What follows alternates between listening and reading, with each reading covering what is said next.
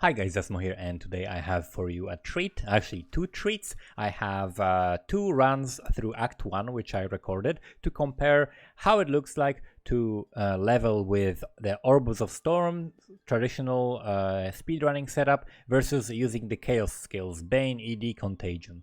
Because I am preparing a guide for ED Contagion and there is a way to level that which is much faster than the traditional way. And I've seen Tai Killer post a really nice ED Contagion run, and I've seen someone else do like a really nice transition to the ED Contagion, because what you want to do is actually start with the elemental skills, elemental damage, then you invest into elemental damage over time, then you take the out the elemental part and replace it for chaos, and now you have chaos damage over time. So there's a transition like that to be made, and it happens around Act 5, Act 6, and that's when you switch to actual ED Contagion, and then your level and the skill gem levels are high enough so that you can actually do some significant damage with it and speed through. Before that, it's slower for multiple reasons, and I'm gonna show it in these runs. So as you can see, the run on top, which is the chaos run, is gonna be a little bit faster in the beginning.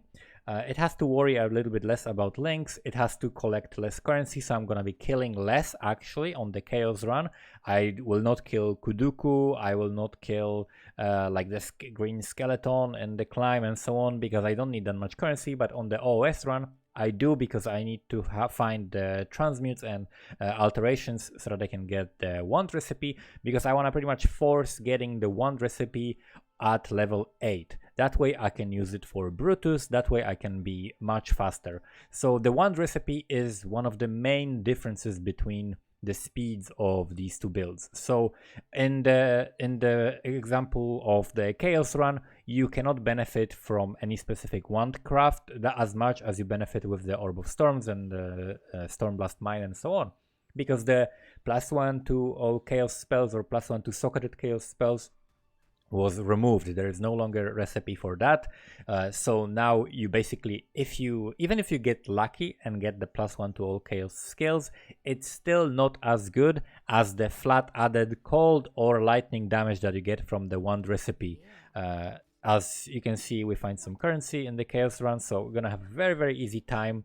And I'm basically simulating how it would look like if I was going just a regular leveling on the bottom and just a kind of like simple leveling on top with the chaos run. And it's not a very slow run. It's like 25 minutes and I do all the same skill points, the same trials. I save Navali, you know, I do kind of like a league start. This is not speedrun to Merivale as fast as possible. This is like a league start scenario, because I want to simulate like a realistic league start.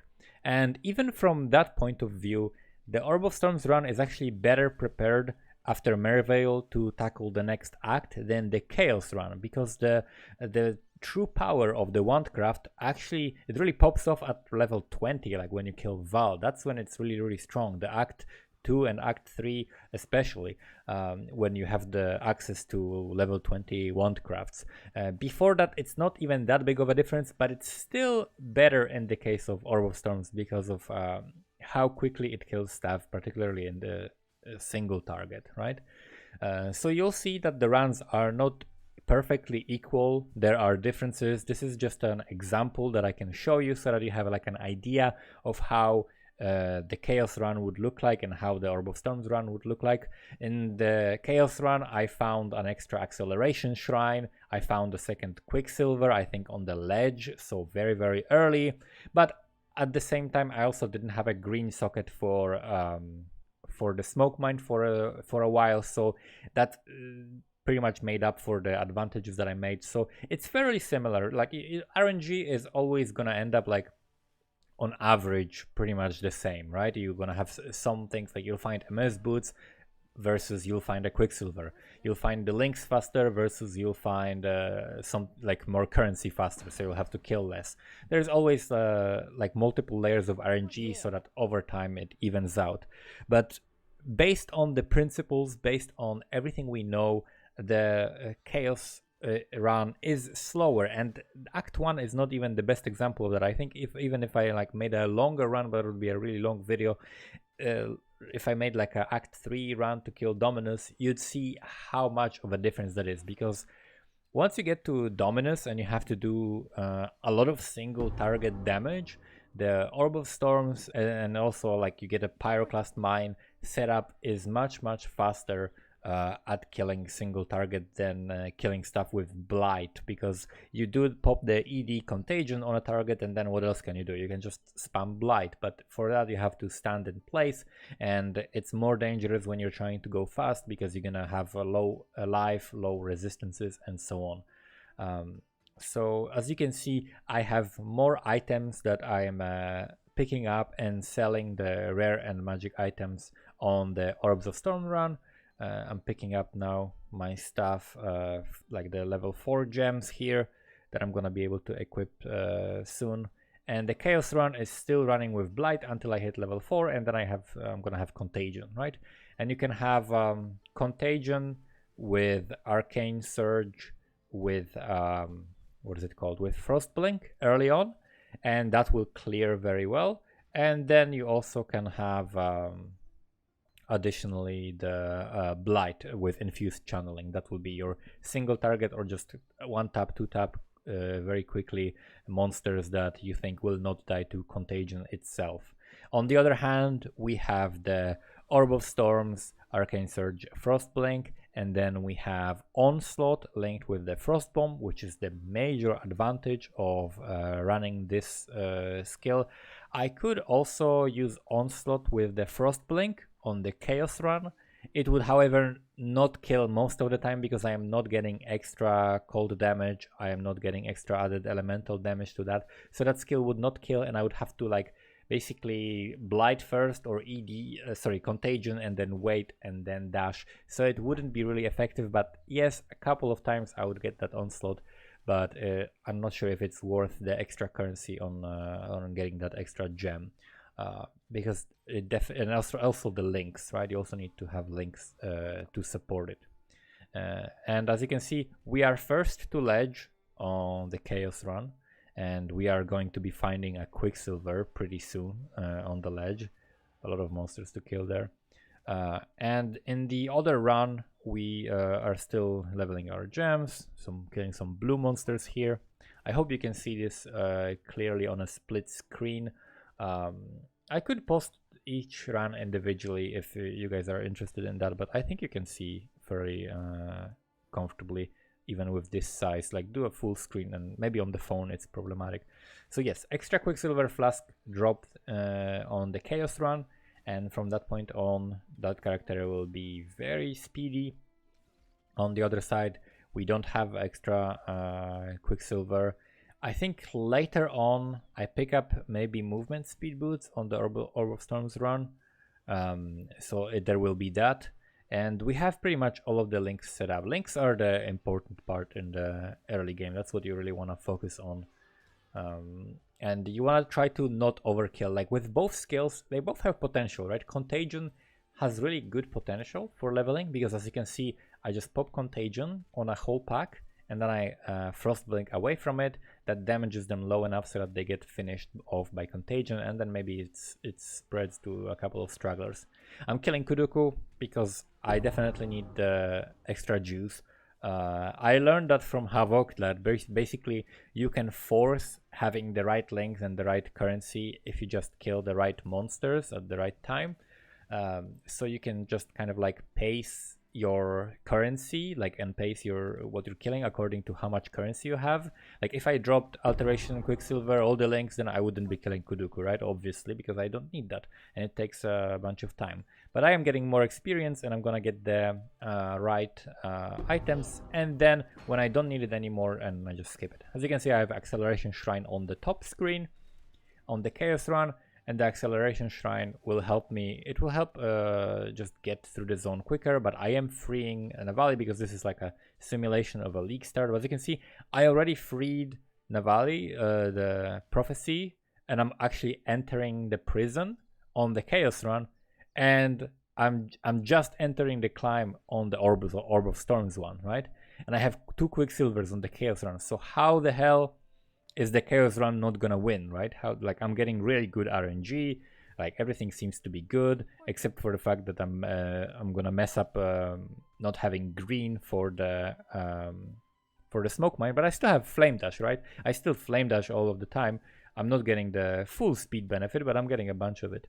I didn't kill the green skeleton on the chaos run that I'm killing now on Orb of Storms run, because I definitely do want the currency, because I want to force the craft right now. I'm pretty much getting into prison and then using the craft. That's when I'm gonna be level 8. That's when I'm gonna be able to use it. I can do Dweller of the Deep extremely quickly, and then Brutus really quickly as well. Going into the submerged passage on the chaos run. As always, we leave a portal and then come back here when we are stronger, so that we can kill the Dweller of the Deep faster, and we're gonna have our mobility scale, and it's just a much better way of doing that than going back and forth in and out of this cave. So yeah, I noted on the right side like the extra Quicksilver, the acceleration shrine, but also the mistake of not buying a wand that had a green socket, which is something that I should have done. But that's okay, the run will end up about even because of that probably, or maybe with a slight advantage to the chaos run. As you can see, I'm doing the recipe on the bottom now, so iron ring plus a green, or even probably better a blue gem if you have a spare one, or even you can buy one for just a scroll of wisdom, and then alteration and a magic wand with that elemental ring, which is normal, not magic nor rare, just normal, and that will give you, what is it, tier 8 or tier 9 roll, which is the flat damage added to spells, and this one has requirement level 8. If you do it with a magic ring, that's a level requirement 14, and if you do it with a rare, that's a level requirement 20. So you want to do the 20 on Val, or like right before Val, ideally, right? Usually you will get one, sometimes you will get 2. If you can manage to get 2, then that's amazing, and you're gonna have a very easy time with Val. Even with 1, you just have an easy time with Val, because of course you're gonna have the weaker craft on the other wand, right? Another thing that these wand crafts allow you to do is having a wand with an open suffix guaranteed. Like you always have 2 open suffixes to craft resists. So I think from level 16 you can craft elemental resistances up to 20% on each of your wands. That's 40% resist for 2 transmutations, and transmutations become less useful when you get to Act 2, because from Act 2 the skill gems will cost an actual alteration orb, not a transmutation. So that's how you can spend them and cap your resistances, or get closer to capping your resistances. Doing the trial, because again I'm simulating a league start, even though the trial is complete here because I didn't reset, I still do it just to make the runs equal, right? I have the same objectives for both runs to compare them fairly. But you'll see now that that I have the wand craft, the big difference is going to be the time that it takes to kill Brutus. Even though it's not the cleanest Brutus on the OOS run, it's still going to be much faster. And like killing a rare like this, picking up or a boss like this, right, the chatters, is still really nice. I pick up green blue, which means I'm gonna switch from my blue setup to another item. I'm switching it to the wand while running through the lab, and then I'm gonna put the lesser poison, swift assembly, and stormblast mine from my helmet and from my inventory into the gloves. So you want to learn to do as much as you can while running. That way you save so much time, and it's like a skill that you get. I'm practicing this for like maybe a week and a half, like less than 2 weeks, I think, that I'm practicing doing this, and it definitely is very satisfying. Like when you learn a little bit and you cut a couple minutes, or like this time I think I cut like 5 minutes from my previous time, so it was really nice. We're almost at the Brutus, still making our way through prison.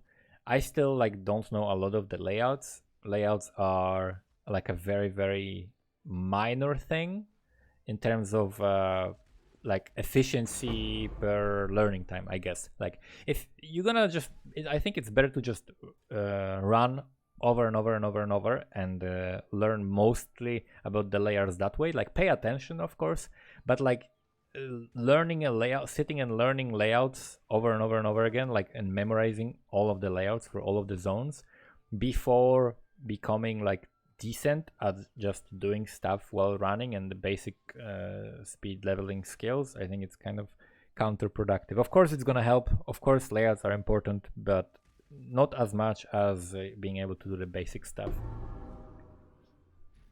You know, because the time that you might guess a layout right, you might not. I'm already fighting Brutus on top, and it's not that bad actually. Like I'm managing to not take damage. I'm backing off from the skills in time, and I'm keeping up the dots on him very, very efficiently. But it's still taking a while. And on the bottom, we're gonna be approaching Brutus soon. But that's where I lost a lot of time on the Chaos run, just the speed of killing this. And then speed of killing anything, like speed of killing, what's this guy called? The pirate dude in the next zone. Right, the pirates dude in the next zone, when he pops, you instantly basically kill him. You can preload the mines, you can see on the bottom, you just do one step forward, you preload the mines, then you detonate them, and basically he's at half health immediately. So it takes much less time on the bottom. It's like bam, bam, bam, 3 more mines, he's dead.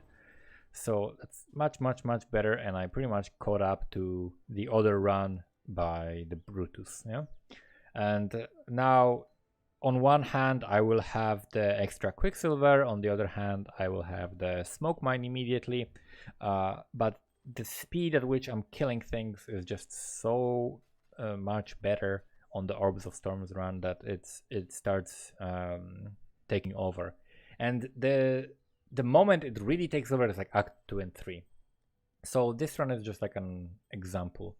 I have better resists actually on the Chaos run, better flasks on the Chaos run, because I have the flasks I started with. Actually, I have less flask than worse flasks than I started the game with at level 1, because at level 1 you also have an extra small life flask. But that's all I'm gonna have for Merveil, and I'm not sure if I'm getting another Sapphire Ring or not. I don't think so, which just shows how powerful the Wandcraft is.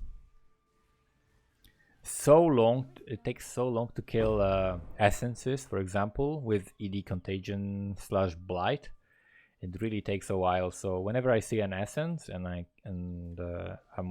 killing them on both, right? Because that's what you want to do for Act 2. In Act 2 you want to have either 2 alchemies or 2 essences at least for topaz rings, so that you can make them rare and craft the level 20 ones. And we are faster in the ship's graveyard, a little bit better layout, and we're running a little bit faster, but still we're killing stuff so much faster.